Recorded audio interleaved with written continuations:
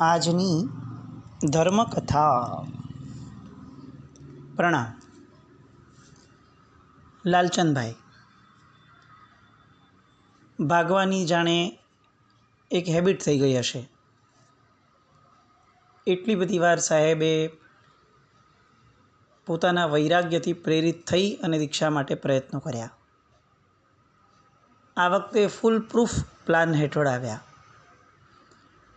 મહાત્મા પણ મળી ગયા, કમલસુરી મહારાજ સાહેબ સ્વયં, અને કમલસુરી મહારાજ સાહેબના ખોળામાં માથું મૂકી અને એમણે વિનંતી કરી કે સાહેબ, હવે મને તાત્કાલિક દીક્ષા આપો. એમને એવું લાગ્યું કે આટલા વખત સુધી કમલસુરી મહારાજ સાહેબ જ છે કે જેમણે એમનામાં મૂળમાં દીક્ષાના ભાવ પ્રગટાવ્યા. એ કમલસુરી મહારાજ સાહેબ જ છે કે જે મહાત્માએ માણસામાં રોકાયા ત્યારે એમની દરેક ભાવનાની નાનામાં નાની પણ કેર રાખી છે. એ કમલસુરી મહારાજ સાહેબ જ છે કે જેમણે ઉદ્યોત વિજયજી મહારાજ સાહેબને પણ પ્રેરણા કરી હતી કે આ બાળકને ખાસ તમારે સાચવવાનો છે અને એને આગળ વધારવાનો છે. એ કમલસુરી મહારાજ સાહેબ જ છે જેમણે સૌથી પહેલી વાર એમ કીધું હતું કે તું દીક્ષા લેજે. અને આ બધું જ ભેગું થાય છે અત્યારે, અને બધી જ અનુકૂળતાઓ ભેગી છે. અને એટલે હવે લાલચંદભાઈના મનની અંદર એક કોન્ફિડન્સ છે. હવે કોઈ અંતરાય નાનકડો પણ આવી શકશે નહીં. અને એ કોન્ફિડન્સની ધારામાં એમણે પૂજ્ય કમલસુરી મહારાજ સાહેબને વિનંતી કરી કે સાહેબ, મને હવે ભવોદધિ તારક એવી દીક્ષા પ્રદાન કરો. અને કમલસુરી મહારાજ સાહેબે બહુ પ્રેમથી, વહાલથી આટલો બધો અથાગ પુરુષાર્થ કરીને આવેલા લાલચંદભાઈને જણાવ્યું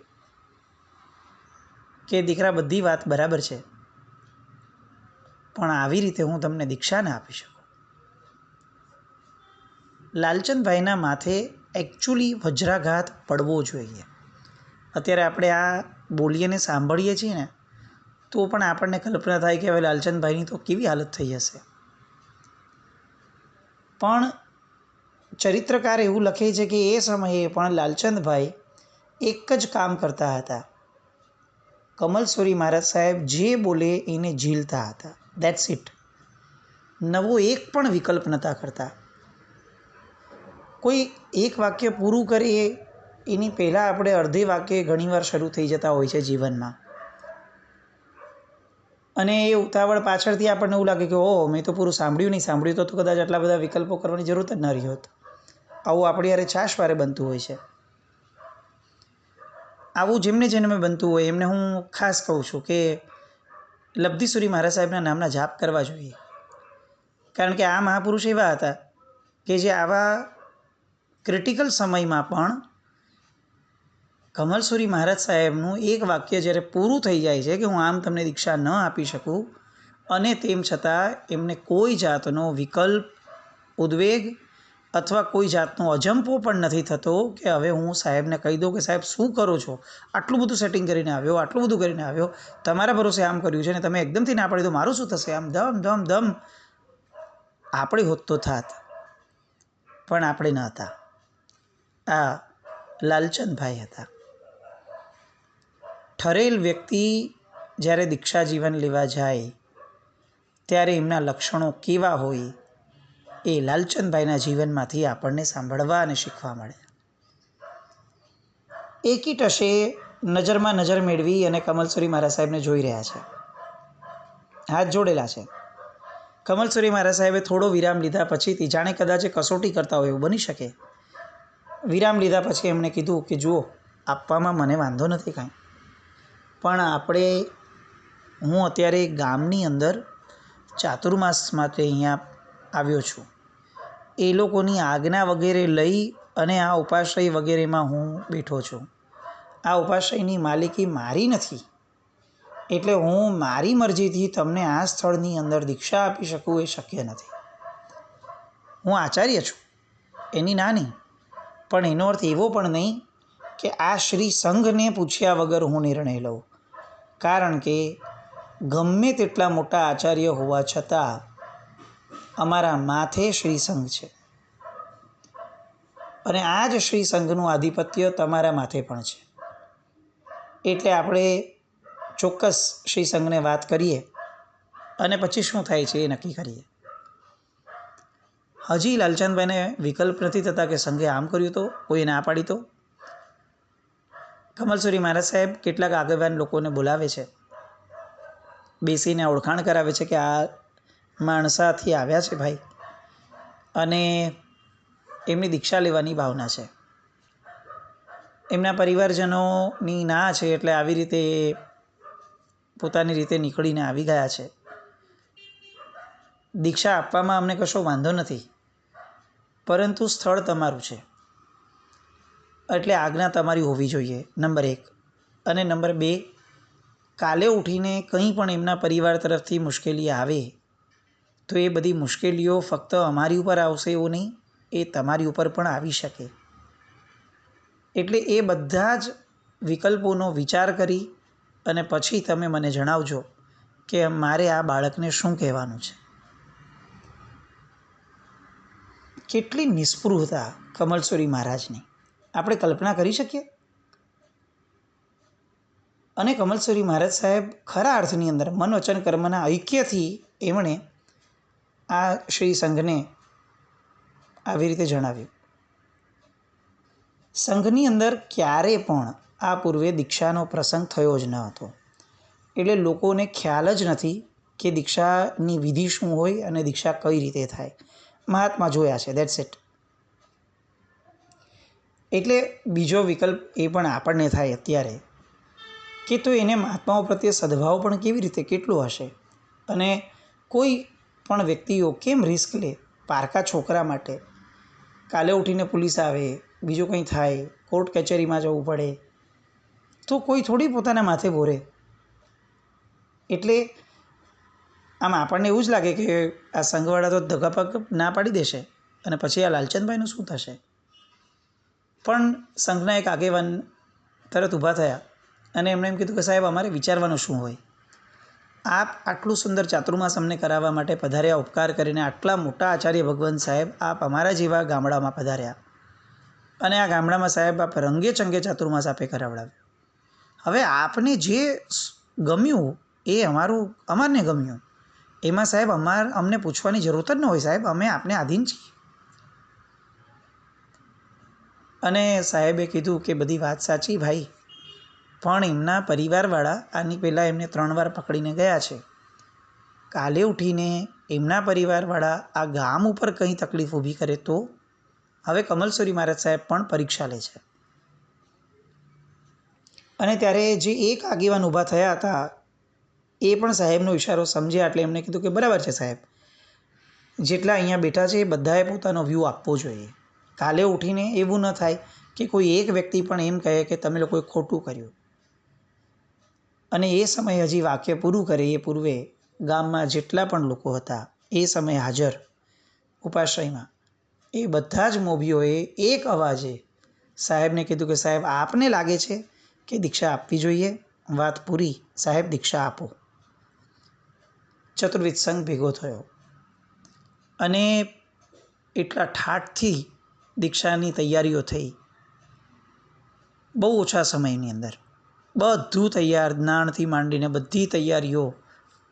ગામડું છે ને એ એક એવું નામ છે કે જેને એકચ્યુઅલી આપણે લોકો ક્યારેય સમજી પણ નહીં શકીએ. શહેરના લોકો જેવી દરિદ્રતા મને એવું લાગે છે કે કદાચ ક્યાંય નહીં હોય કમ્પેર ટુ ગામડામાં. આપણે કરોડો રૂપિયાના અનુષ્ઠાન કરી શકીએ, કરોડો રૂપિયા ખર્ચીને, સારામાં સારા. પણ ગામડાની અંદર સહિયારો જે ઉત્સવ ઉજવાય બધાના ભેગા વિચારથી, બધાના ભેગા હાથ મળીને, અને એ જે ઉલ્લાસ અને આનંદ હોય એ શહેરમાં ઊભો કરવો બહુ ડિફિકલ્ટ છે. અહીંયા એક ઘરમાં 3 જણ હોય ને તો 3 વિચાર હોય, ગામડામાં આખું ગામ ભેગું હોય. આ આપણી આર્ય સંસ્કૃતિ હતી. અને આ બોરું ગામ ઇતિહાસની અંદર પોતાનું ઉચ્ચ દરજ્જાનું નામ લખાવવાની જે ગામની તૈયારી, જે ગામની યોગ્યતા હતી, એવું આ ગામ. બધી તૈયારીઓ થઈ ગઈ. લાલચંદભાઈ બહુ સ્પષ્ટ છે હવે, અને જેમ જેમ વિધિ આગળ વધતી જાય છે એમ એમ પૂજ્ય ગુરુ ભગવંતના કહેવા પ્રમાણે પોતે પગલાં ભરતા જાય છે. અને અંતે એ ઘડી આવી કે જે ઘડીની એમના મનને નહીં, એમના આત્માને પણ કેટલાય ભવોથી એ વિરહની વેદના એમનો આત્મા સહન કરતો હશે. ચારિત્ર વિનાનો આત્મા પણ એ કઈ રીતે આ મહાપુરુષો ચલાવી શકે. અને એટલે મમ મુંડાવેહ, મમ પવ્વાવેહ, મમ વેશમ સમપ્ય, આ 3 માંગણીઓ લાલચંદભાઈએ અંદરના કેવા ગજબના ફોર્સથી કરી હશે. કોણ માંગી રહ્યું છે આ? જે વ્યક્તિ 10 વર્ષની ઉંમરથી દીક્ષાની માટે રીતસર ઘેલા બનેલા, જે વ્યક્તિ દીક્ષા મળે એ માટે 13-14 વર્ષની ઉંમરથી ભાગવા જેટલું સાહસ કરી શક્યા, 1 વાર 2 વાર 3 વાર, જે વ્યક્તિ 18 વર્ષના થયા પછી હું પ્રયત્ન કરું કે જેના કારણે હવે મને કોઈ રોકી ન શકે, એવું વિચારી અને 2 વર્ષ સુધી બધાને રીઝવવા માટે કંઈ કેટલી માયા અને દંભ રચીને બેઠા હતા. આવો પ્રેમ ચારિત્રનો. અને એ વ્યક્તિ જ્યારે આ શબ્દો બોલે ત્યારે નાભીના ઊંડાણથી આ શબ્દ કેવો ગજબનાક આવે. અને આ ભાવને આપણે ક્યારેય સમજી નહીં શકીએ, કારણ કે ચારિત્રની ખેવના એ શું છે ને, એ આપણા બધાથી કલ્પનાથી જ છે. આપણે એટલા બધા ટૂંકી દ્રષ્ટિવાળા છીએ, ટૂંકા સત્વવાળા છીએ કે આ ઉંમરમાં આવું પરાક્રમ ખેડવાનું એ માનસિક પુરુષાર્થ, કેવો માનસિક પુરુષાર્થ. એટલે એ લબ્ધિસુરી મહારાજ સાહેબની કક્ષાને સમજવા જેટલી પણ આપણી તો યોગ્યતા નથી જ. અને આ મહાપુરુષ, મહાન આત્મા આ 3 આદેશો માંગે, મમ મુંડાવેહ, મમ પવ્વાવેહ, મમ વેશમ સમપ્ય. હે પ્રભુ, મને વેશ સમર્પિત કરો.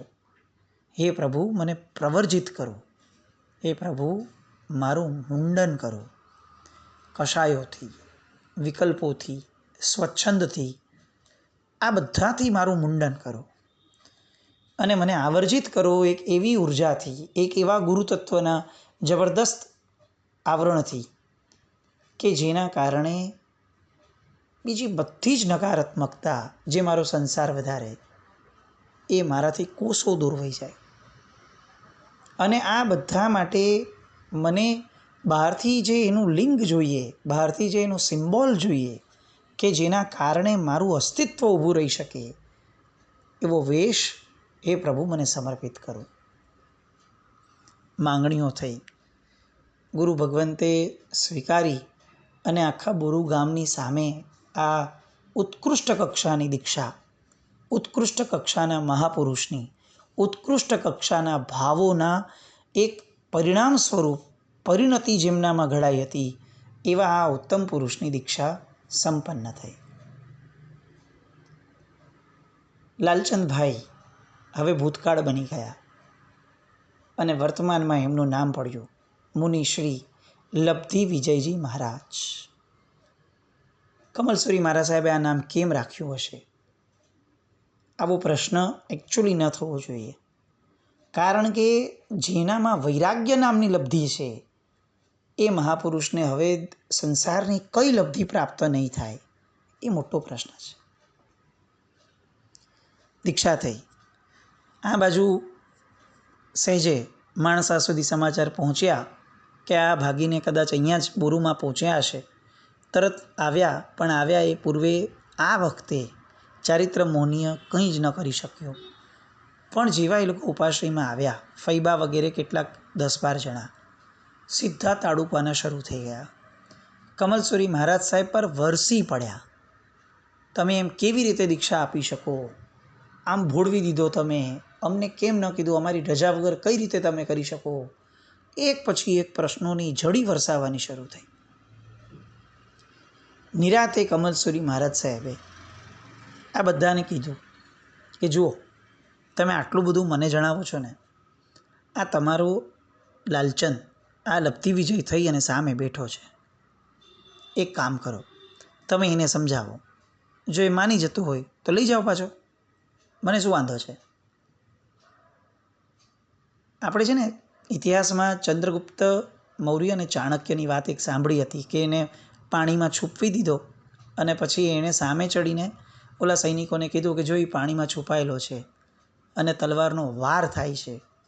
એ સમયે પણ ચંદ્રગુપ્તને વિકલ્પ નથી થતો, કારણ કે એને એમ જ લાગે છે કે મારા ગુરુ જે કરે એ મારી ભલાઈ માટે કરે. આ વાતો સાંભળીએ ને તો બહુ આશ્ચર્ય લાગે કે આવું સમર્પણ ઊભું કરવા માટે કેટલા ભવો જોઈએ, કેટલા વર્ષોની સાધના જોઈએ. આપણે લબ્ધિ વિજય મહારાજ સાહેબની જગ્યાએ પોતાની સેલ્ફને મૂકીએ કે નૂતન દીક્ષિત થઈને બેઠા છીએ, એમના આશ્રયે છીએ, એમણે જ બધું કરવાનું છે અને he is capable of doing everything, આપણને ખબર છે. અને જેવા આટલા બધા ઉગ્ર આવેશમાં વિરોધી તરીકે સ્વજનો આવે અને સાહેબ એમને કાંઈ પણ પ્રેરણા કરવાના બદલે ખાલી એમ કહેતા કે લો આ લબ્ધિ વિજય બેઠા છે,